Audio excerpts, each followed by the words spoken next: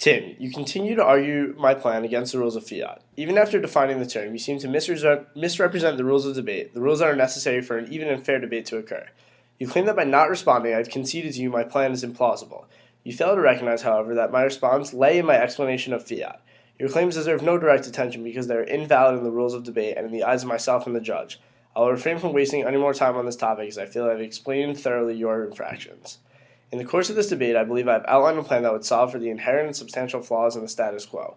Tim has argued for the vote of his opposing stance on the incorrect grounds of fiat, and, in a late attempt at salvaging the debate, a weak stance on the role of the First Amendment liberties in conflict with the intrinsic value of human life. Firstly, Tim's effort to juxtapose the United States Constitution with natural values of preservation of life come during a speech which I believe the rules state a new point may not be made.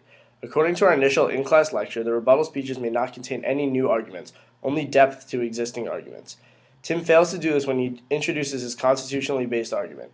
This is another rule Tim fails to adhere to that is vital to this style of debate.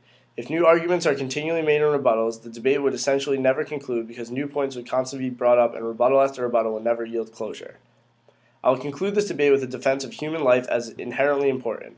To place any value over that of life is a desecration of civilized human society. Tim seemingly brushes off the deaths of all video game associated violent acts as insignificant and paling in comparison to his precise number of American lives he believes will be ruined. Jefferson placed life in the front of his clause, life, liberty, and pursuit of happiness, in the Declaration of Independence. Life in itself is the most important, most highly valued, overlooked moral, fundamental principle upon which everything else is based around. Without life, there is nothing. Tim, would you rather live with an age-restrictive ban on video games or die, as you suggest in your quotation, a life without liberty is not a life worth living? I have won this debate for a couple reasons.